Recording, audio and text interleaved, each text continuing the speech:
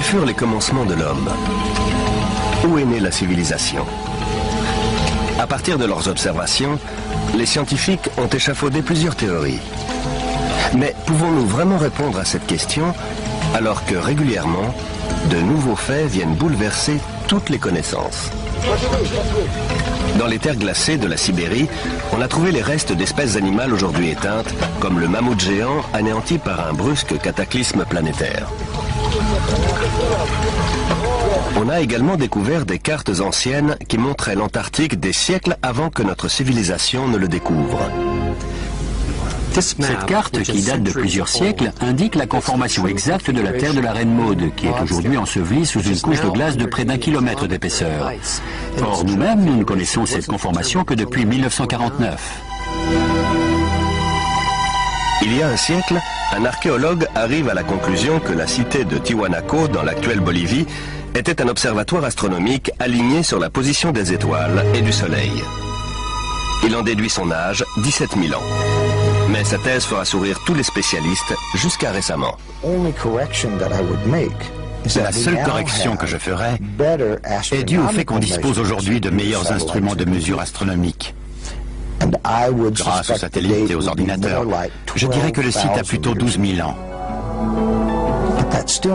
Quoi qu'il en soit, Tiwanaku reste la ville la plus ancienne du monde.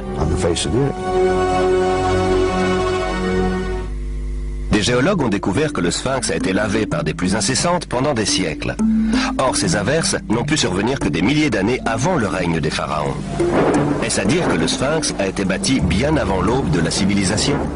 L'enjeu ici, c'est toute l'histoire de la civilisation.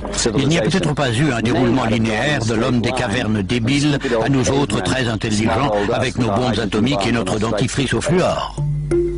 Parfois, des faits nouveaux viennent bouleverser les théories dominantes. C'est sur ces faits que nous allons nous pencher aujourd'hui en compagnie de spécialistes qui élaborent de nouvelles théories susceptibles de changer notre regard sur l'histoire de la civilisation tout entière. Ce visage monumental a été sculpté par les Olmecs du Mexique. On pense qu'il y a 2000 ans au bas mot. Les traits sont nettement africains. Pourtant, les Noirs ne sont censés être arrivés en Amérique qu'après Christophe Colomb. Dans un ouvrage intitulé « L'archéologie interdite de l'Atlantide au Sphinx », Colin Wilson rassemble divers éléments indiquant l'existence d'une grande civilisation disparue à une époque antérieure à l'histoire.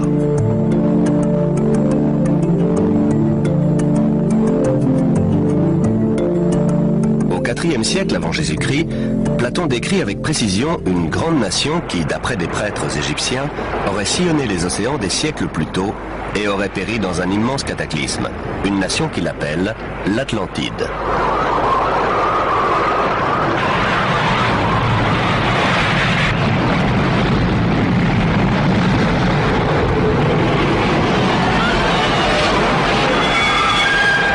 L'Atlantide, un grand cataclysme. Tout cela rappelle un autre grand mythe, le déluge biblique avec Noé et son arche. Un autre récit méprisé par les scientifiques.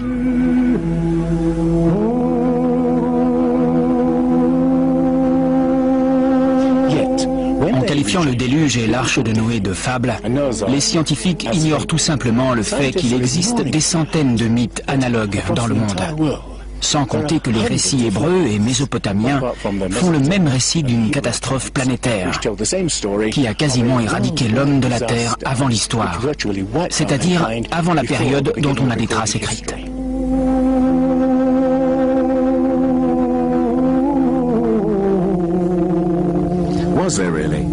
Y a-t-il vraiment eu un déluge? Et si oui, a-t-il détruit une civilisation qui aurait précédé toutes les autres? Je dis bien une civilisation, et non l'Atlantide, car dès qu'on prononce ce nom, les scientifiques s'indignent et cessent d'écouter. À leurs yeux, l'idée d'un déluge planétaire n'est pas respectable. Mais jusqu'à quel point la science est-elle impartiale? Respecte-t-elle toujours ses propres principes, à savoir étudier les faits et rien que les faits? Depuis toujours, la science a tendance à attacher plus d'importance à ses propres théories qu'aux faits eux-mêmes. Les théories sont bâties sur des faits pour expliquer la réalité. Mais dans ce processus, d'autres faits sont mis de côté. Des faits nouveaux peuvent également faire évoluer les théories, mais on les ignore généralement. On On appelle tous ces faits des anomalies, c'est-à-dire des phénomènes qui ne cadrent pas avec les théories. Dans un ouvrage controversé intitulé « L'histoire secrète de l'espèce humaine », Thomson et Crémeau montrent le sort réservé à ces faits qui osent contredire les théories dominantes. Au cours des 150 dernières années, les archéologues et anthropologues ont littéralement caché autant de faits qu'ils en ont mis à jour. On appelle ça le filtrage des connaissances. C'est une caractéristique fondamentale de la science et même de la nature humaine. L'homme a tendance à mettre de côté ce qui ne cadre pas. En matière de science, on s'aperçoit que les faits qui ne cadrent pas avec le paradigme admis sont souvent éliminés. On ne les enseigne pas, on n'en débat pas. Mais les personnes ayant fait des études scientifiques n'en entendent généralement pas parler. On a vu une belle démonstration de ce filtrage des connaissances lors des fouilles de Yatliko au Mexique en 1966. L'archéologue Gene Steen McIntyre menaçait alors de renverser la conception généralement admise selon laquelle l'homme est apparu assez tardivement dans la plupart des régions du globe, c'est-à-dire il y a quelques 30 000 ans en Sibérie et au plus tôt il y a 20 000 ans en Amérique.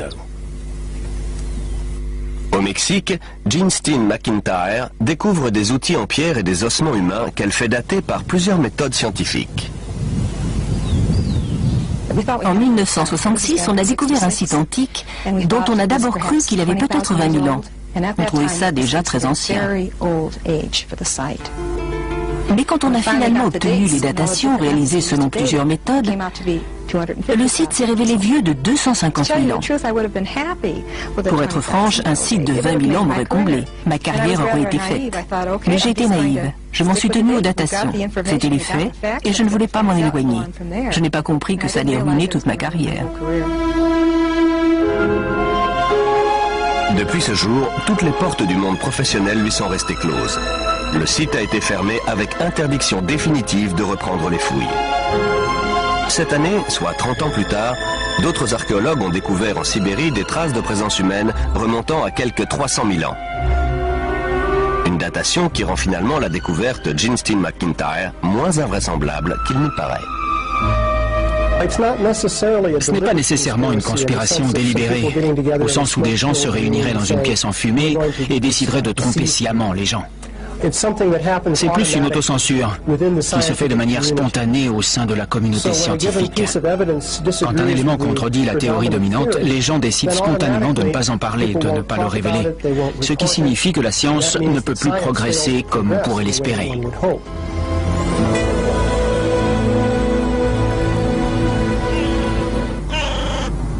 La science néglige-t-elle des indices d'un passé que nous aurions oublié ? Les mythes parlant d'une civilisation disparue des milliers d'années avant le début de l'histoire peuvent-ils être vrais ? Une nouvelle race de chercheurs étudie précisément les anomalies que la science tente à écarter. Les questions qu'ils posent pourraient bouleverser notre conception de l'histoire de l'homme. La forteresse Inca de Sacsayhuaman, d'un âge indéterminé, a été bâtie par un peuple qui ne possédait ni outils en métal dur, ni ciment, et ne connaissait ni la poulie, ni la roue, ni la grue.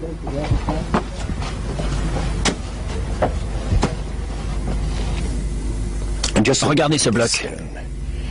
J'ai compté 11 angles. Ce machin doit peser l'équivalent de plus de 200 voitures. Cela montre le savoir-faire stupéfiant des artisans qui l'ont construit. Mais cela montre aussi autre chose. Une capacité incroyable à déplacer des blocs de pierre de cette taille. Comment ont-ils pu le mettre en place ?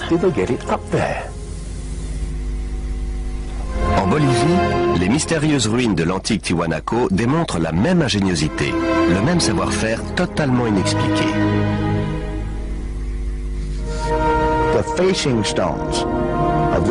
Les blocs de pierre frontaux ont été ajustés impeccablement. On a essayé d'introduire une épingle à la jointure des blocs. Impossible, à aucun endroit. Quelle perfection. Quand les conquistadors ont demandé aux Incas si c'était bien eux qui avaient bâti Tiwanaku, ils ont répondu que non. Ça a été construit des milliers d'années avant nous. Il est évident que ça a été construit par une civilisation très développée. Mais une découverte faite tout à fait par hasard nous montre bien son degré de sophistication. Les blocs de construction de Tiwanaku ne sont pas liés par du ciment, mais par une attache de métal des plus inattendues.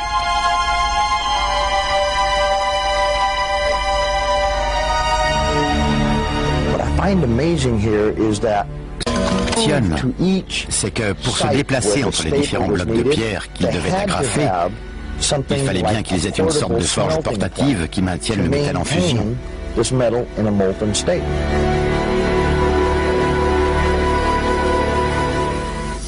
Ici, on retrouve le même genre d'agrafe en métal et les mêmes jointures très fines, comme celle-ci, en forme de L, qui révèle la même ingéniosité. Le Pérou? Non, le continent d'à côté, l'Afrique. Plus précisément l'Égypte, le pays des pyramides. Les 3 pyramides de Gizeh sont l'une des 7 merveilles du monde antique, l'exploit d'un peuple qui lui non plus ne connaît ni la roue, ni la poulie, ni la grue.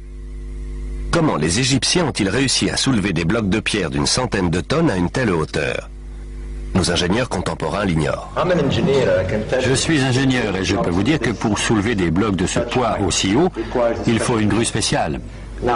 Comment les Égyptiens ont-ils réussi alors qu'ils ne disposaient pas de ce genre d'engin, qu'ils n'avaient même pas de poulie ni de roue, juste des outils rudimentaires en cuivre? Robert Bauval pense que la grande pyramide de Gizeh était bien plus qu'un tombeau.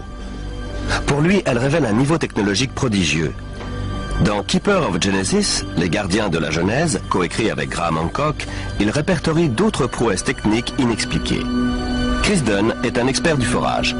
C'est un travail incroyable et un vrai mystère. Comment ont-ils fait ça? Le sarcophage de la chambre royale. Comment des ouvriers primitifs ont-ils réussi à faire en sorte que le sarcophage intérieur s'ajuste parfaitement au sarcophage extérieur en pierre au millimètre cube près? Une telle prouesse exige des connaissances étendues en physique. Cela reste une énigme, comme le forage à proprement parler. La méthode primitive classique consiste à utiliser un archet. On l'introduit dans la pièce avec du sable ou du diamant. Mais à mon avis, ça prend trop de temps. Ça demanderait des années de travail. Alors comment ont-ils fait? Il devait avoir des outils motorisés. Si on devait faire ça aujourd'hui, on introduirait la perceuse dans le granit à une vitesse de 5 millièmes de millimètre par révolution de la perceuse. Or, ils avançaient beaucoup plus vite que ça. Plus vite? Des chercheurs comme Chris Dunn s'interrogent sur la finalité du drôle d'outil représenté sur une frise cachée. Mais de là à imaginer une perceuse à moteur, cela semble un peu prématuré. Néanmoins, le mystère des pièces quasiment impossibles à forer reste entier. Regardez ça, cette précision incroyable. La régularité parfaite des murs de ce tombeau, destiné à des bœufs sacrés. Cela témoigne d'un degré d'habileté phénoménal. Évidemment, on pourrait aussi expliquer ça par des armées d'ouvriers condamnés à polir les murs pendant 10 ans. Mais il y a aussi un autre mystère, véritable cette fois, le mystère des vases égyptiens. Il ne s'agit pas de vases en terre comme celui-ci, mais de vases en albâtre, en basalte, ou même en diorite, qui est la roche la plus dure qui soit. Le mystère consiste en ceci. On voit bien qu'il serait facile de les évider en perçant un trou tout droit. Mais regardez la forme allongée, en bas. La technologie moderne est incapable de faire ça. Or, les anciens Égyptiens ont fabriqué des milliers de vases comme celui-ci. Certains remontent à 2000 ans avant l'origine présumée de la civilisation égyptienne. Alors, comment est-ce possible? Le mystère reste entier. Autre énigme. Comment les architectes égyptiens ont-ils pu aligner les pyramides sur les points cardinaux est-ouest et nord-sud avec une telle précision? Une précision qui dépasse même celle des architectes modernes.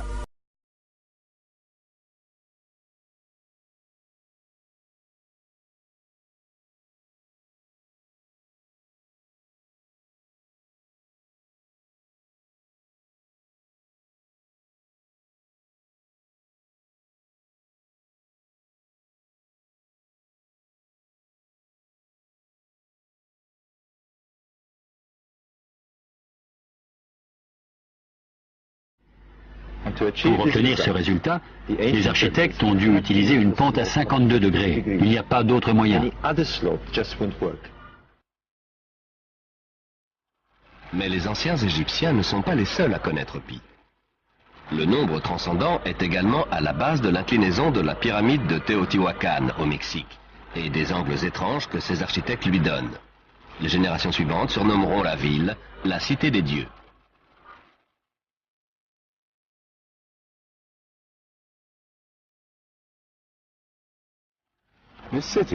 La cité était plus grande que la Rome impériale.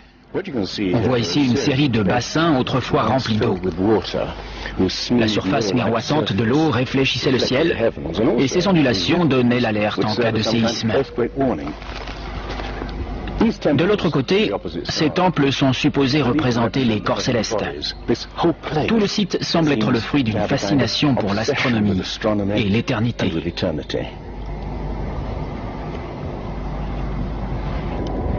Aux équinoxes, le 21 mars et le 21 septembre, les pyramides projettent une ombre géante parfaitement alignée sur l'axe. Cela en faisait des horloges parfaites pour ce peuple obsédé par la mesure du temps et la précession des équinoxes.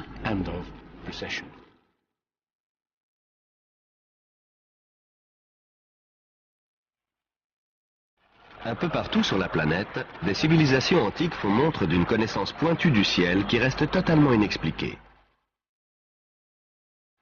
À croire qu'elles ont été renseignées par une même source. Ces civilisations sont fascinées par le soleil, les étoiles, la précession des équinoxes. Autrement dit, la lente rotation continue de la Terre qui donne l'illusion que les constellations voyagent à travers le ciel et les époques.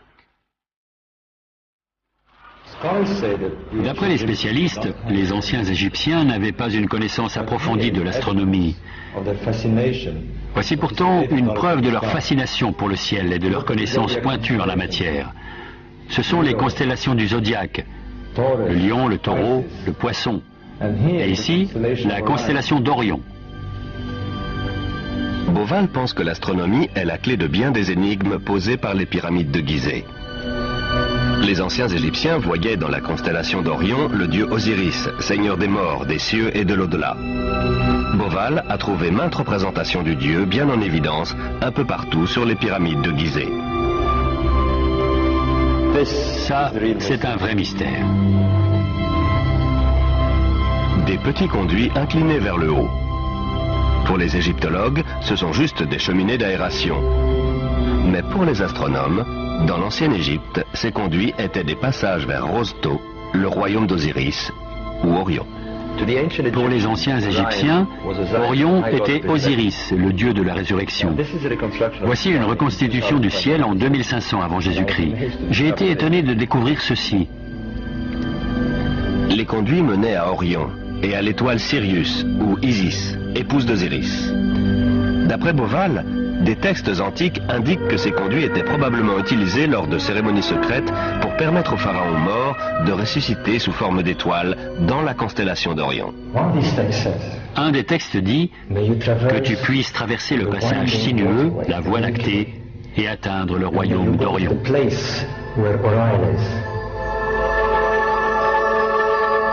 D'après Beauval, Osiris a joué un rôle si central dans la conception des pyramides de Gizeh qu'elles ont été alignées sur le modèle exact des 3 étoiles de la ceinture d'Orion. Aussi fantastique que cela paraisse, cette corrélation n'est qu'un début. Car Beauval découvre également que les Égyptiens ont donné des noms d'étoiles à 2 autres pyramides construites à proximité. Il regarde alors une carte plus grande et découvre avec stupéfaction que c'est toute la constellation d'Orion qui est représentée au sol. Retour au Mexique. Teotihuacan présente une autre ressemblance avec les pyramides d'Égypte. Dans les légendes, cette ville est appelée la Cité des Dieux. Sa finalité semble être la transformation d'êtres humains en corps célestes. Autrement dit, la réincarnation sous forme d'étoiles. Exactement comme pour les pyramides de Gizeh, en Égypte. Voilà le secret de Teotihuacan.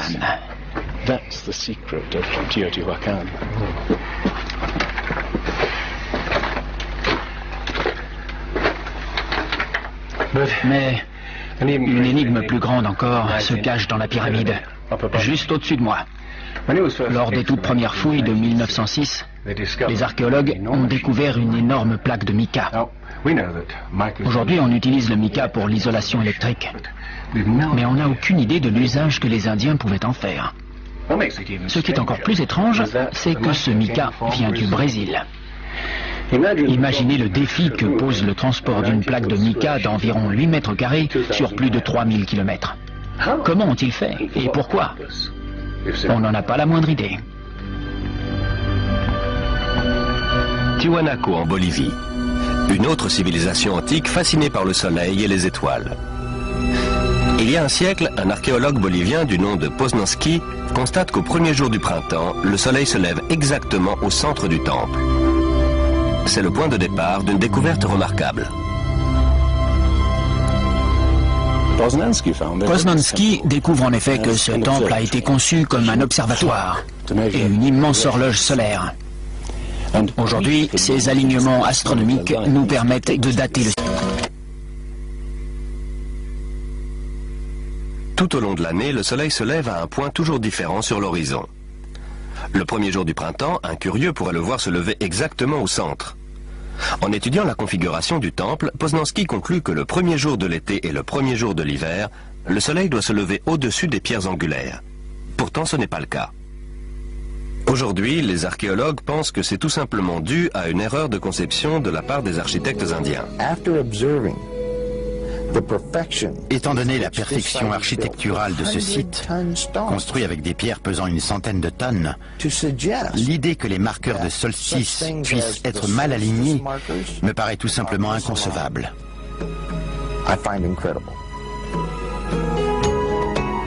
Neil Steed va vérifier minutieusement tous les calculs de Poznanski. En mesurant les angles des pierres angulaires et en les comparant à l'angle de la position actuelle du Soleil, il en déduit l'âge du site, 17 000 ans. Or, à l'époque, l'inclinaison de l'axe de la Terre n'était pas tout à fait la même qu'aujourd'hui, et le soleil de solstice se levait juste au-dessus des pierres angulaires.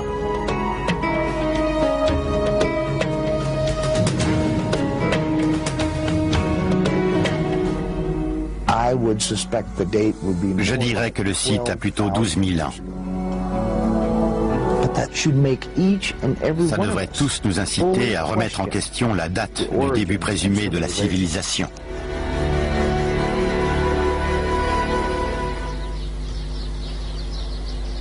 Se peut-il qu'une même civilisation oubliée de l'histoire ait laissé son empreinte à différents endroits du globe? D'après Platon, des prêtres égyptiens ont parlé d'une civilisation ayant existé il y a 12 000 ans. Pourtant, la science affirme que l'humanité a émergé à l'âge de pierre il y a environ 5000 ans seulement. L'homme peut-il avoir réussi ce saut des millénaires plus tôt? En Égypte, John West découvre que le sphinx de Gizeh n'a pas été exposé aux mêmes intempéries que son environnement immédiat, rongé par le sable et les vents du désert. Le sphinx présente en effet des marques d'érosion ondulées au lieu de marques horizontales. Pas besoin d'être géologue pour voir quel type d'intempérie a pu laisser ses marques. Seule de l'eau coulant en plaques sur le mur d'enceinte peut avoir lissé ses contours arrondis.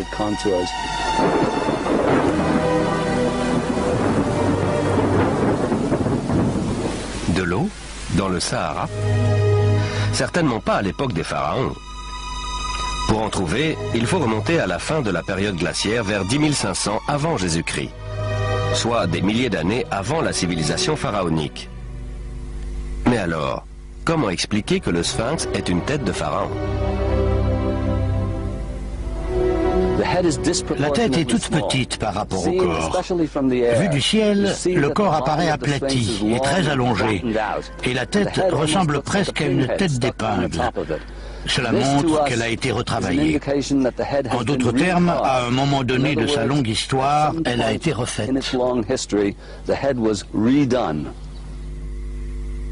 John West pense qu'à l'origine, le sphinx représentait un énorme lion sculpté dans le roc par des inconnus, antérieurement à 10 500 avant Jésus-Christ. Il aurait subi une forte érosion lors des bouleversements climatiques de la fin du glaciaire qui se serait traduit par plusieurs siècles de pluie. Ce n'est que des milliers d'années plus tard que les pharaons referont sculpter la tête à leur propre image. Le sphinx serait donc 2 fois plus âgé qu'on ne le pense? Les égyptologues rejettent cette éventualité, mais les géologues leur opposent des faits indéniables. Et d'après Robert Bauval, des données astronomiques corroborent également l'hypothèse selon laquelle les pyramides de Gizeh remonteraient à des temps incroyablement anciens. En effet, la configuration du site correspond bizarrement à la position d'Orion vers 10 500 ans avant Jésus-Christ. À l'époque, le sphinx était tourné vers la constellation du Lion dont il était lui-même l'image. Et Orion entamait sa lente ascension qui allait marquer l'avènement d'une nouvelle ère. La position d'Orion, en moins 10 500, correspond exactement à la position des 3 petites pyramides érigées derrière les grandes. L'astronomie fournit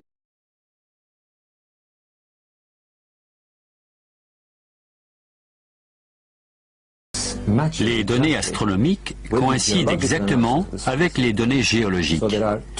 Ça fait donc 2 sciences dures d'après lesquelles le sphinx pourrait dater de 10 500 avant Jésus-Christ.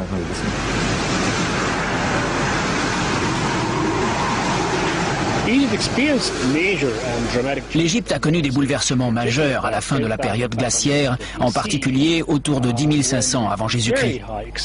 Des crues exceptionnelles ont recouvert les plaines inondables. Cela a tout détruit dans la vallée du Nil et dans le delta en général.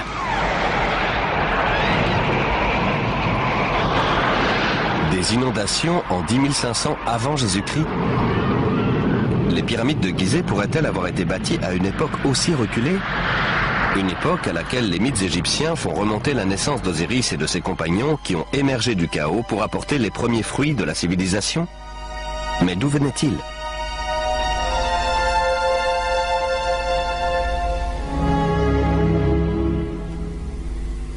Osiris a de nombreux points communs avec le dieu Tiwanaku en Bolivie. Voilà dans cette mystérieuse cité de Tiwanaku le dieu que les Indiens vénéraient. Viracocha, grand, barbu et blanc, d'après les descriptions. Il est sorti des eaux à une période de chaos et de destruction, pour apporter une sorte de renouveau à l'espèce humaine. Au Mexique, le dieu blanc Viracocha prend le nom de Quetzalcoatl. Il est venu en compagnie d'autres dieux apporter les premiers fruits de la connaissance. Son symbole est représenté un peu partout dans Teotihuacan. C'est le serpent à plumes qui symbolise le dieu énigmatique Quetzalcoatl, qui est venu de l'Est après un gigantesque cataclysme, pour apporter la civilisation à cette partie du monde.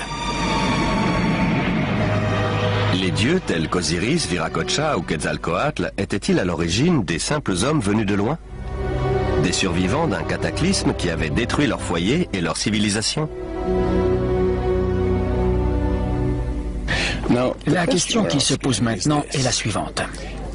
Y a-t-il une civilisation lointaine, encore non identifiée, qui a touché l'Égypte, le Mexique et l'Amérique du Sud, et y a laissé son empreinte, aussi difficile à déceler soit-elle, sous forme d'un corpus de connaissances?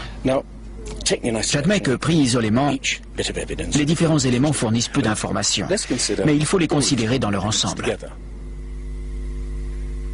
Des deux côtés, on trouve d'immenses pyramides alignées sur les points cardinaux et bâties d'après des connaissances mathématiques complexes. Les deux peuples ont une connaissance prodigieuse de l'astronomie qui s'exprime dans ces grands monuments sacrés qu'ils érigent. Bien qu'ils ignorent la poulie et la roue, ils sont capables d'assembler d'immenses blocs de pierre aux jointures très fines dans un style architectural unique, utilisant des angles droits et des agrafes en métal. Et les deux recourent à la momification pour préserver et honorer leurs morts. Autre point commun des plus étonnants, découvert par Irina Balabanova de l'université d'Ulm, de nombreuses momies égyptiennes contiennent de la cocaïne et de la nicotine, des substances de plantes indigènes d'Amérique du Sud.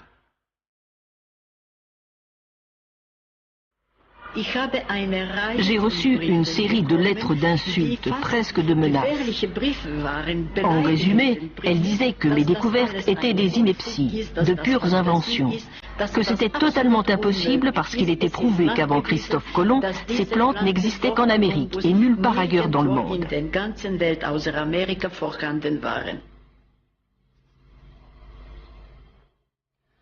Mais l'expérience est répétée sur des centaines de momies et se révèle incontestable. À une époque reculée, des voyageurs auraient-ils donc traversé l'océan et laissé leur empreinte des deux côtés de l'Atlantique? Une idée.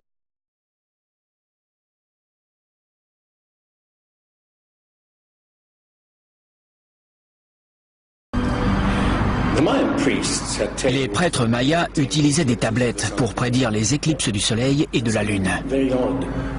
Mais il y a quelque chose de très étrange chez les mayas. C'est qu'ils n'ont jamais découvert le principe rudimentaire de la roue. Ils étaient capables d'appréhender l'éternité comme aucune autre civilisation avant eux. Ils comptaient en millions d'années, mais ils n'ont jamais su peser un sac de graines. Leur civilisation sophistiquée a fini par s'éteindre parce qu'ils n'ont pas développé les méthodes agricoles de base qui auraient permis de nourrir leur peuple. La question que je pose maintenant est la suivante. Est-il possible qu'ils aient juste hérité une certaine part de leur connaissance d'une civilisation plus ancienne et plus savante? Parfois, les preuves s'étalent sous nos yeux. Les Olmecs du Mexique donnèrent à leur dieu un visage africain. Et ça, alors, c'est une autre sculpture des Olmecs. Les Indiens sont génétiquement imberbes. C'est donc bien un visage d'Européen, gravé quelques 2000 ans avant l'arrivée des Espagnols en Amérique.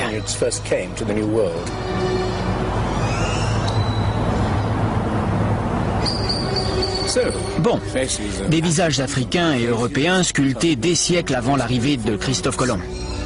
Mais d'où viennent-ils? Comment sont-ils arrivés ici? Comment sont-ils venus à influencer la civilisation la plus ancienne d'Amérique centrale, la culture mère du Mexique? Tout ce que les archéologues savent, c'est que les Olmecs se sont matérialisés d'un coup vers 1500 avant Jésus-Christ, avec toute leur sophistication.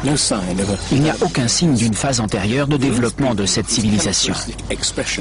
Ce peuple, dont l'expression typique est la sculpture d'immenses têtes d'Européens et d'Africains, semble surgir de nulle part.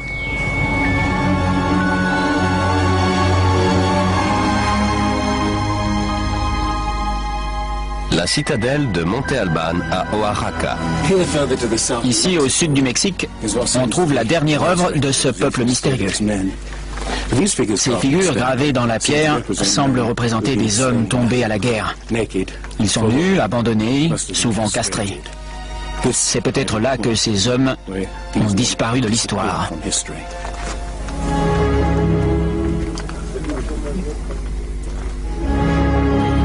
Alors, y a-t-il eu une civilisation raffinée qui a traversé l'Atlantique des siècles avant Christophe Colomb? D'autres éléments corroborent cette thèse. Des cartes antiques démontrent une connaissance de la planète qu'on n'a jamais pu expliquer. Tout au long du XXe siècle, une énigme va intriguer les scientifiques. C'est celle de la carte tracée en 1513 par l'amiral turc Piri Reis, qui représente des parties du monde supposées inconnues à son époque. Christophe Colomb n'a exploré que les Caraïbes. Il n'a pas exploré la pointe de l'Amérique du Sud qui débouche sur l'Antarctique, loin s'en faut. Pourtant, ces cartes représentent toute cette partie du globe de manière très précise. Et ce, bien avant que Colomb et les autres explorateurs européens ne s'y rendent.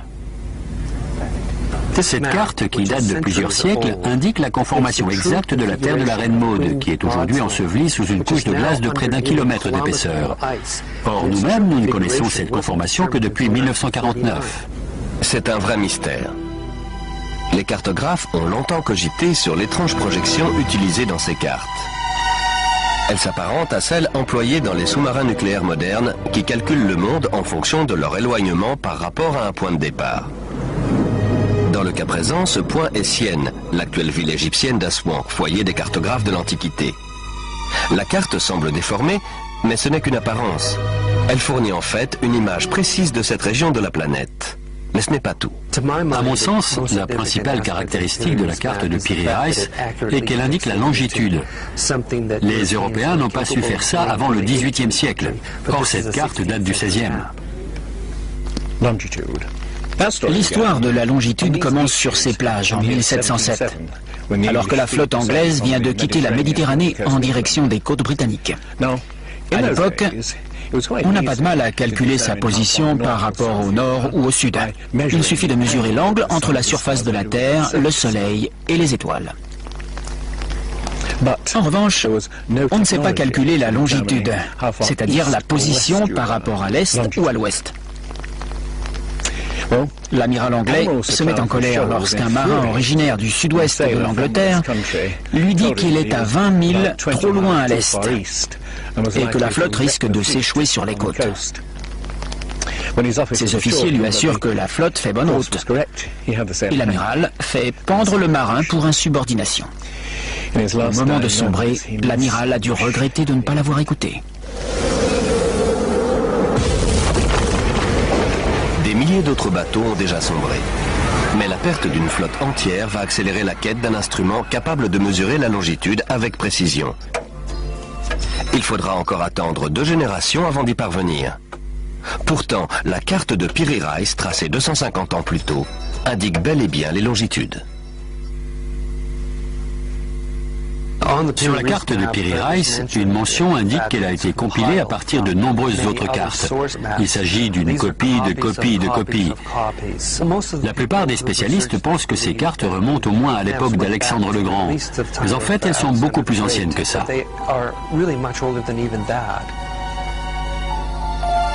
Des cartes du monde tracées des siècles avant qu'on sache naviguer sur les océans. Des techniques de construction mystérieuses qui révèlent une connaissance poussée des mathématiques et de l'astronomie. S'il y a bien eu une civilisation raffinée, capable de transmettre ses connaissances aux bâtisseurs du Sphinx et au peuple des Andes et du Mexique, que lui est-il donc arrivé? Eh bien, Platon parle d'une civilisation très développée techniquement et capable de naviguer sur les océans de la planète. C'est celle de l'Atlantide, l'île-continent. La science, qui refuse l'idée d'une civilisation oubliée, nie tout autant l'existence d'une catastrophe planétaire qui aurait détruit cette civilisation. Mais les récits de Platon et de la Bible ne sont pas isolés. Le Popol Vuh, le livre sacré des Mayas, parle de raz-de-marée, de déluge, de ténèbres envahissant le ciel durant des mois, de grêle, de pluie noire incroyablement froide. Les anciens Égyptiens parlent d'une période de chaos, de déluge et d'obscurité dont les dieux vont émerger pour donner forme à la terre d'Égypte.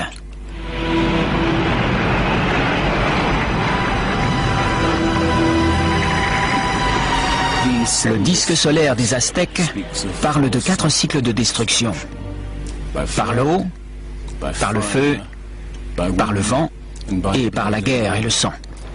Il prédit aussi la fin du monde dans un cataclysme venu des entrailles de la Terre.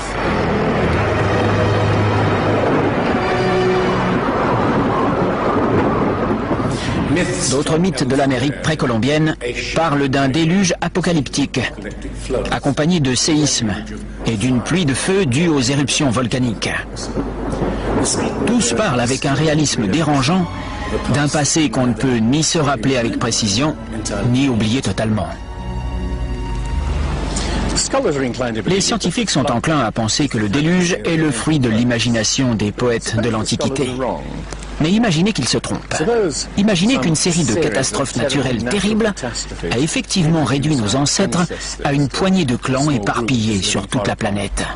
Ce qu'on cherche, c'est une époque dans laquelle les mythes se glisseraient aussi facilement que le pied de Cendrillon dans la pantoufle de verre. La première piste est fournie par le gisement fossile de La Brea en Californie, sorte de fosse commune qui abrite plus d'1 million d'animaux fossilisés et qui est aujourd'hui transformée en parc d'attractions. Juste en dessous de la surface se trouve le gisement de pétrole de Salt Lake. L'asphalte poisseux suinte par les fissures et les animaux se retrouvent englués à jamais. On a une collection incroyable d'animaux qui ont été piégés ainsi durant les 40 000 dernières années. Le gisement fossile est comme une fenêtre ouverte sur une époque reculée où prospéraient des animaux qu'on ne pensait pas indigènes d'Amérique. Les mammouths, les éléphants, les rhinocéros, les paresseux géants, les tigres à dents de sabre et même les chevaux et les chameaux. Puis, un grand cataclysme les a tous anéantis, apparemment en l'espace de quelques décennies seulement. Cela s'est passé vers 10 500 ans avant Jésus-Christ, il y a quelques 12 000 ans. Les grands animaux, autrement dit tout animal plus grand qu'un coyote, ont disparu pour la majorité en quelques décennies. C'est effectivement ce qu'on peut appeler une grande catastrophe. Voici le relevé de la catastrophe survenue à la fin de la période glaciaire vers 10 500 ans avant Jésus-Christ. Les températures, qui avaient été relativement stables pendant des milliers d'années, augmentent subitement. Le climat se réchauffe de plus de 5 degrés en un clin d'œil. 3 à 5 années seulement. Telle est la prodigieuse découverte des scientifiques qui ont percé la calotte glaciaire du Groenland pour en savoir davantage sur les changements atmosphériques. Certains appellent la calotte glaciaire du Groenland la pierre de Rosette du climat, parce qu'on a vraiment fait une découverte majeure en apprenant que le climat pouvait se modifier aussi subitement. Ce changement s'est fait en quelques années, entre 3 et 20, un peu comme ce que l'on voit aujourd'hui. On a découvert des modifications chimiques phénoménales dans la nature de la glace. On a aussi découvert que pendant la période de la fonte des glaces, le volume et la concentration des dépôts volcaniques ont été nettement plus importants qu'à n'importe quelle autre période, sachant qu'on a étudié les 110 000 dernières années.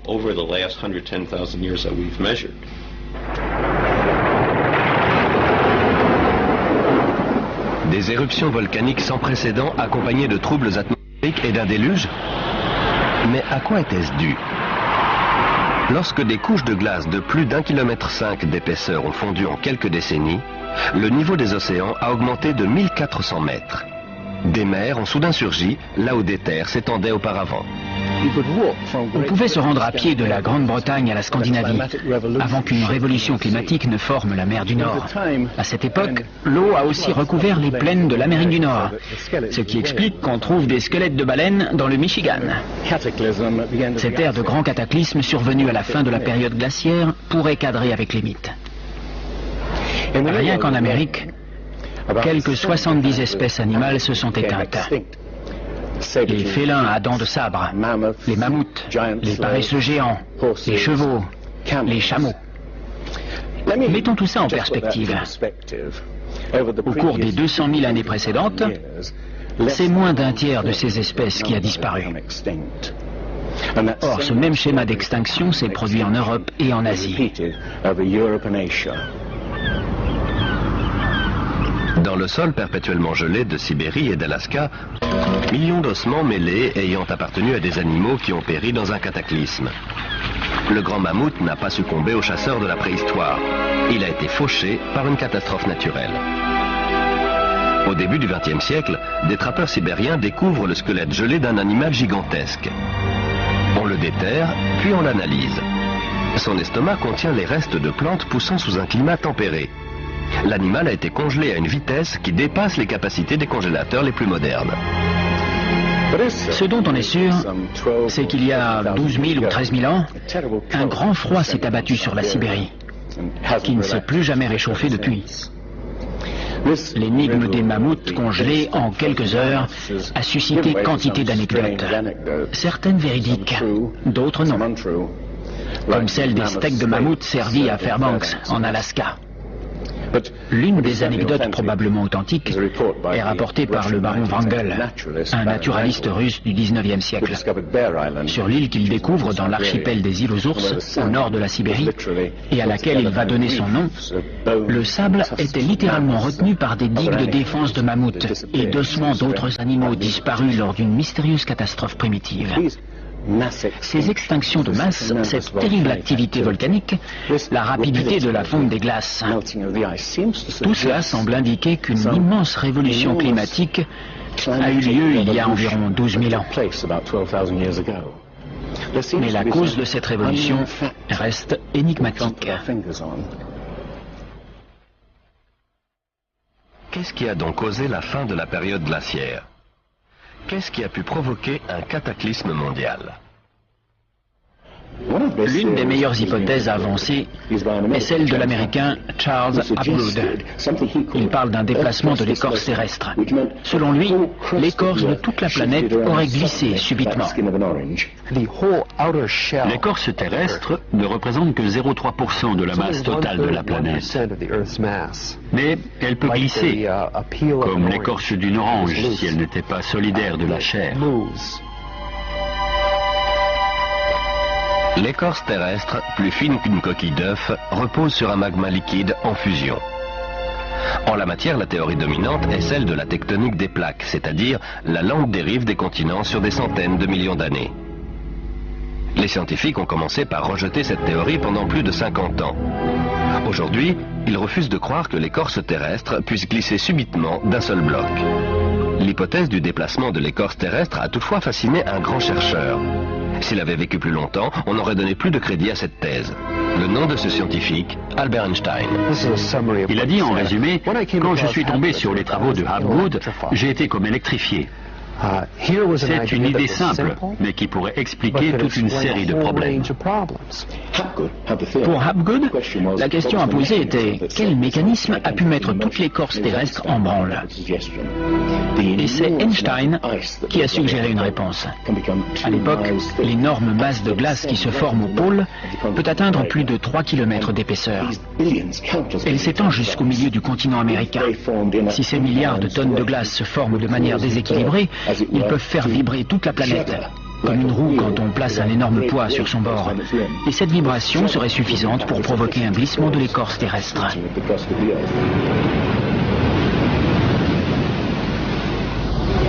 Il y a 55 000 ans, le pôle Nord était proche de l'Europe. Mais il a brusquement glissé dans la baie d'Hudson au Canada. Vers 12 500 avant Jésus-Christ, il s'est à nouveau déplacé subitement vers un point situé à plus de 3000 km de sa position actuelle.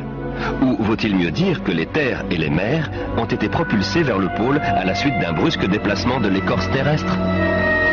Si tel est le cas, c'est l'un des phénomènes qui a pu provoquer la fin de la période glaciaire. Le déplacement fait sortir l'Amérique de la zone polaire. La mer située au nord se couvre d'une couche de glace de quelques mètres seulement. La colossale plaque de glace de plus d'1,5 km d'épaisseur qui s'étendait au-dessous de l'Amérique fond soudain en quelques années. Ce qui est intéressant dans la thèse Hapgood-Einstein, c'est qu'elle explique de nombreux mythes, outre celui du déluge. Des mythes qui parlent de séismes terribles, de catastrophes volcaniques, d'une pluie noire descendant du ciel, de pays entiers soudain couverts de gel. On voit bien que c'est exactement ce qui pourrait arriver si l'écorce terrestre glissait brusquement. D'un coup, des régions froides deviendraient chaudes. Et des espèces comme le mammouth de Sibérie, qui a congelé en un rien de temps, seraient exterminées. Si un déplacement de l'écorce terrestre a réellement provoqué un déluge qui a anéanti toute une civilisation, où vivait cette civilisation? Les spécialistes avancent diverses hypothèses. L'île grecque de Santorin, détruite par une éruption colossale. La cité antique de Troie. L'île allemande de Helgoland, emportée presque tout entière par la mer du Nord. On a aussi cherché des continents engloutis sous l'océan Atlantique, mais sans jamais rien trouver. C'est bien cela qui a disqualifié l'Atlantide de Platon aux yeux des scientifiques. Les océanographes ont dressé la carte des fonds marins de l'Atlantique et du Pacifique. Et il n'y a pas de continent disparu. Quoique... Platon décrit l'Atlantide comme une île-continent parcourue de montagnes et perdue au beau milieu d'un vrai océan. Le vrai océan est bien entendu l'océan planétaire. Ce n'est que plus tard qu'on a divisé les eaux en différents océans, Atlantique, Pacifique, etc. En réalité, il n'existe qu'un seul océan immense. Certains mythes des 4 coins du globe sont très explicites sur ce qui s'est passé. Dans la littérature védique, l'île est non seulement détruite par un déluge, mais en plus, elle finit recouverte de neige et de glace. Donc, il faut chercher une île couverte de glace au milieu de l'océan. L'Antarctique est une très bonne candidate. Si le pôle Nord s'est déplacé, le pôle Sud aussi. D'après Flemhatt, une partie de l'Antarctique se trouvait dans une zone tempérée il y a 12 000 ans. Elle peut très bien avoir abrité une civilisation qui a disparu lorsque le continent s'est rapproché du pôle Sud. Pour lui, c'est ce qui explique ces cartes montrant des régions de l'Antarctique telles qu'elles sont sous la glace. L'amiral turc Piri Reis fait preuve d'une connaissance de l'Antarctique tout bonnement impossible à son époque. Les services cartographiques de la marine, mais aussi de l'armée de l'air, disent « Nous avons comparé les montagnes et les sommets et la similitude est étonnante. » Ce qu'il faut souligner, c'est qu'on ne parle pas d'une seule et unique carte, celle de Piri Reis, qui pourrait être mise de côté, mais de dizaines de cartes. La carte de Phineus, par exemple, est très précise concernant la configuration générale de l'Antarctique. Elle indique des rivières qui existent bel et bien, mais qu'on ne connaissait pas au XVIe siècle. Nous n'avons pas découvert le continent antarctique avant les années 1800. Alors, comment des cartographes européens ont-ils pu le représenter des siècles plus tôt? La seule explication possible, d'après Flemhatt, est qu'ils ont copié des copies de cartes qui remontent à des lustres. À leur époque, ces informations n'étaient pas censées exister. Ce n'est qu'au cours des 25 dernières années qu'on a découvert l'existence de l'Antarctique sous la calotte polaire. C'est un continent bordé de quelques îles, avec une mer de glace entre les deux. Or, tout cela, cette carte le montrait déjà. Ces îles correspondent à cette région. Les chutes de neige sont très importantes ici et quasiment inexistantes là. Ces îles devaient n'en former qu'une avant de se rattacher au continent. Et donc, il a dû y avoir un passage ici pendant plusieurs milliers d'années. Et ici aussi, probablement. Ensuite, ces îles n'en ont plus formé qu'une. Ce qui est décrit ici est ce qui s'est produit, d'après moi, vers 8000 avant Jésus-Christ, 6000 au plus tard. On n'a aucun moyen de savoir comment ça s'est produit, si ce n'est en postulant l'existence d'une civilisation qui avait des connaissances de la navigation et de la topographie que nous n'avons fait que réinventer à notre époque. Alors, les débuts de la civilisation humaine sont-ils plus anciens qu'on ne le croyait? Vous pensez peut-être que de nombreux arguments avancés ici ne sont que de pures conjectures, qui prises isolément sont faciles à réfuter. Mon hypothèse est qu'en assemblant tous ces éléments comme autant de pièces d'un grand puzzle, un schéma apparaît, une silhouette émergeant du brouillard. C'est celle d'une civilisation qui a disparu et fut oubliée bien avant que ne débute l'histoire connue des hommes.